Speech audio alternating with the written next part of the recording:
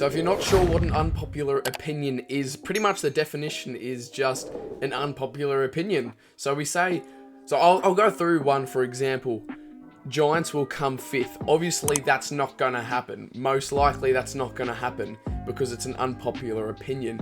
Not many people have the same opinions as what some people have put on here. And most of these are just like, I guess, sort of like going a bit out there. Like, they don't actually believe it, but they're just saying it for the content and for the reaction I guess it'll give, because it might be a little bit strange and a little bit, unnormal. Start off with one from Nate OP25. He says, Sydney play Optus at Optus Stadium better than West Coast do. Well, obviously 3 weeks ago when I posted this Instagram story, West Coast were yet to, pick up their second win of the season, and they have picked up their win now, obviously against North Melbourne at Optus a few weeks back, only by under a goal, but still, guess it's good to always break that losing streak. However, Sydney at Optus Stadium, they put on a clinic always. Like, they smoked Freo there earlier on in the year. I don't think, well, obviously when Sydney and West Coast played, it was at the SCG, and let's just say it's one to forget for the West Coast Footy Club, that is for sure. I would probably agree with this opinion, and I don't think it's very unpopular at all, because at the moment, I think anyone can play at Optus Stadium better than West Coast can. Coming in from Lockie, he has said that Bevo is the most overrated coach in VFL AFL history. He has done all since the flag. And look, I can sort of agree, like, the Dogs haven't really done anything since the flag. Like, yes, they've made final series. I guess, like, what have they done actually since 2016, since they've won the flag? Since then, like, they've made their finals, like, they've made multiple final series in a row, but, like, not really much success out of any of them, pretty much. 2021 made the grand final under Bevo, but got smoked. Look, hasn't done much since 2016, so once again, I guess we'll have some mixed opinions, because obviously the Doggies fans out there will not be taking this, and they'll say that he's one of the best coaches out there, but I guess there's two sides to the story. Xavier has said that using old footies are better to kick than brand new ones, and I guess this is technically true, because when you get a brand new pill, like, you've got to kick it into shape, and it's so pointy, it sometimes even just hurts your foot to just have a kick around with your mates or have a kick at the footy oval.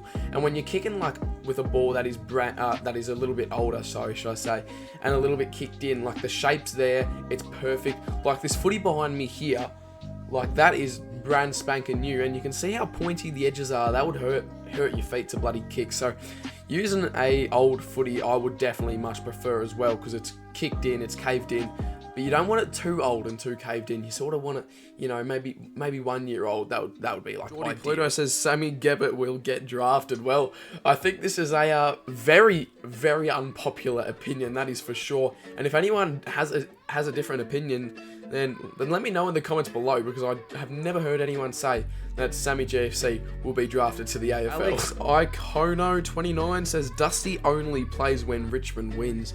Dusty's had a bit of time off over the last few years, and I'm not going to lie. Like, I was just watching some Richmond highlights the other day, and Dusty genuinely carries the side. Obviously, we've seen Jack Riewoldt as well call his time and is retiring at the end of the season. So the Tigers, should I say, are going to be in a little bit of a mess come the next couple of years, because I feel like their greats are going to retire. Did Cochin retire? I don't even know. I don't know. There's so many to keep up with. I genuinely couldn't tell you. But yeah, Dusty, he's carrying the side at the moment, and I guess he does mostly only play when Richmond wins. Reming says that Jai Newcomb is a top 3 midfielder in the comp, but doesn't get the recognition. If you turn on a Hawks game, like even just the other day when they knocked off the Doggies at home in Tassie, Jai Newcomb is just an absolute jet out the midfield, like, and he's still so young as well. Like, that's the thing. I wouldn't go as far as saying a top 3 midfielder, just because the Hawks, they're not too great of a side. Obviously, with the ladder placement, what are they, 16th still? Like, they've been knocking off some good sides. Collingwood, the Dogs now 2 weeks in a row as well. But I just feel like if he was in a bit of a better side, he'll get more recognition, and I do totally agree with the fact that he doesn't get as much recognition as he should. However, if you turn on a Hawks game and genuinely just watch the Hawks play, like, Jai Newcomb is an absolute jet. Jack Gardner says that Collingwood will not win the flag. Now, this was 3 weeks ago, before they were knocked off by Carlton and also Hawthorn. So you really don't know. Like, this season has brought so many obstacles for each side, and like the ladder genuinely just doesn't really define how good some teams are this year. Collingwood sitting in first position, obviously premiership favourites. Like, they've got so many players. Well, they've actually got so many players out at the moment. So obviously 3 weeks ago, obviously like Collingwood pretty clear favourites to win the flag, but now 3 weeks later, like, you genuinely don't know. Like, Port are up there, Brisbane are up there, but Collingwood obviously knocked off the Cats on the Friday last week, so it would be really hard to pick another team who we think is going to be flag favourites, but it's just got to be the Pies at this stage. Edward has gone out there with, well, a prediction for the ages. He has said Dacos is not winning the Brownlow. Now, obviously, we saw last week against Hawthorn, sorry. It was a couple of weeks ago in that Hawthorn loss for the Pies. He obviously has done his, what was it, his knee or something? That's a bad injury. So he is looking to miss the foreseeable future and might come back for the final series. However, look, 3 weeks ago, Dacos 100% Brownlow favourites, and he genuinely probably still is, even with a week off. And he's still a bloody good chance to be winning the Brownlow, even with this time off. However, Bontempelli, wow, he's good as well. He's an absolute jet. So it's between Bont and Dacos, but now Dacos is out with an injury. Like, a second-year player, he would have definitely been up there top 2 to win the Brownlow this year, top 3 to win the Brownlow this year. But now that he's injured, I think the reins will go the way of probably Bontempelli, I reckon, in my opinion. Ben Raymond _ says Hawks top 6 next year. Genuinely a shout. I remember this was like years ago when the Hawks were still bad, but just for some reason, I'm always putting them in my top 8 for predictions. I think this year, actually, for my season predictions this year, I put Hawthorn 6th on the table. Obviously, they're 16th, but they're genuinely playing like a top 8 side at the moment. And like I said earlier, the table at the moment, the ladder at the moment just does not really show anything. Like, anyone can beat anyone this year, and it really goes to show with Hawthorn obviously knocking off Collingwood, 16th v first. They won, and then Hawthorn beating the Dogs as well. Like, you genuinely don't know. But I reckon Hawks next year, look out for them. Genuinely might need to hop on the bandwagon. Seth has said that the Cats will win every game from here and will win the flag. And, well, may I say that the game after he said that, Seth, well, Freo actually knocked them off at GMHBA. So, look, the Cats, what are they sitting? 8th or 9th at the moment. So, look, they've got what, 2 more weeks to try and sneak into the 8. They should make it, I reckon, but it's going to be a close top 8 run. Like, you don't know who's going to make it at the moment, but obviously will not win every game from here because obviously got knocked off by the Dockers and also by Collingwood as well. AFL Legend says that GWS are a top 4 quality side at their best, and I am going to agree with this unpopular opinion. Seriously, when GWS are switched on, like, just think about it, no injuries, proper top tier form. Like, they have been showing some really good signs this year. They knocked off Adelaide at Adelaide a few weeks back, and that's a really difficult task to do. Like, Adelaide knocked off Port this year, I think twice they've knocked them off this year, I think, at Adelaide Oval. So that's like really saying something. If Adelaide can knock off Port at Adelaide Oval, but GWS knock off Adelaide, like, GWS, they're a scary side, and I genuinely think they might go like pretty far in this final series. Fergus Raymond says one which I just don't agree with at all. He has said that St Kilda deserve to be in the 8. And I don't agree, because let's just like recap the last 2 months realistically for the Saints. It has just been a poor form, a poor patch of footy from the Saints and what they've been putting out there, what they've been like performing with. It's really crazy just to think how they've stayed like within that top 8. And, well, even like when they were losing, like showing really bad form, they were still staying 5th and 6th. I'm like, how are they not dropping down?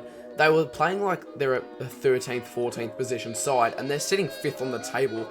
I don't know how they didn't move down, but yeah, I just don't think the Saints deserve to be in the 8, and I do think that they deserve to actually drop out of the finals this year, and I don't think they should be playing finals. Jed Forsyth has said that Melbourne will win the flag. Not really an unpopular opinion, because they'll definitely be up there with some flag favourites, especially with Brisbane in the mix as well. We know how poorly they play at the MCG. That would probably bump up Melbourne's chances of being, you know, a grand final favourite, and yeah, premiership favourites, and definitely premiership contenders, that's for sure. They're certainly up there, the D's. The playlist guys said that Optus Stadium is better than the MCG. I know there's a bit of controversy around Optus Stadium and the MCG, but you really have got to be like have gone to both to really judge this opinion, because I haven't been to Optus Stadium yet, which is a bit poor from me being a Freo fan, but obviously I do live in Vic, so it's a bit hard to get over there. Hopefully next year for a derby I'll get over there and do a match day vlog. It should be good. However, the G is a really hard stadium to beat. However, I would genuinely nearly say, like, on some days I prefer Marvel over the G, and they've just both got their ups and downs. They've both got their pros and cons. However, never been to Optus Stadium, so really can't judge, but from what I've seen, I want to go to Optus Stadium so bad. The atmosphere there for a Freo home game looks electrifying, and I've never, experienced that atmosphere before, so I'm really keen to get over there, hopefully next year for a derby. Charlie6830 has said Kelly Underwood is a good commentator. Oh, Charlie. I know this is obviously an unpopular opinion, and if I genuinely haven't met one person in my life who has said that they like Kelly Underwood as a commentator, some of the stuff that comes out of her mouth, I just don't even know how she has come up with it. You would genuinely get better quality commentary if you came over to some of my live reactions, to some of Cardi's live reactions, to UCAT's live reactions. You'd get better commentary there than you would if you turned on Fox Footy and she was commentating. It's just dreadful to the ears, and it's just shocking. Angus Kidman says BT's commentating is no good anymore, and I know that a lot of people will agree with this unpopular opinion. However, me personally, myself, I'm a massive BT fan. I love it. I just absolutely love him. I'm literally just not going to pay as much attention to a Friday night game if, BT has been moved over to Triple M commentary instead of the Channel 7 team. Whenever he's on a Channel 7 game, he just makes the game so much more exciting, and he just makes it so much more exciting and a good contest to watch. If you just got JB and Cam Ling and Jimmy Bartell, I don't even know if he still commentates anymore, but these blokes who they're just are pretty quiet and they don't have as much experience as BT in the commentary box. BT just brings the game alive, and he just really sets the tone for the other commentators to really follow along his lead, and he just brings the game in for everyone, and he just makes it exciting, way more exciting to watch in my opinion. And we will finish up with one from Crows Edits 2023, and they say that AFL umpires are always right. Well, obviously this just isn't the case, and we've seen that even with a few previous decisions, even just on the weekend, we saw obviously Petrarca boot a 55-metre long bomb to try and win the game against the Blues. Umpire's call was touch, and I guess you could swing both ways. I personally believe in that situation that the umpire's call was right, and that there was just no evidence to overturn the umpire's call. And in that situation, you've got to go with the umpire's opinion and the umpire's call, because he's got the best eyes. From the position where he was, he's got the best eyes and will make the best decision, and there was just certainly no evidence to overturn that. So that was my opinion for the Petrarca kick on the weekend. I think everything went to plan and the umpiring was correct. However, we've obviously certainly seen that AFL umpiring is just not always 100% accurate. That's going to be it for today's videos, ladies and gentlemen. If you guys did enjoy, make sure to leave a like, subscribe to the channel down below if you are new. We're trying to hit a massive 7K by the end of the year. It's going to be a challenge, but I'm absolutely keen to get into the grind, the YouTube grind, and try and hit that milestone by the end of the year.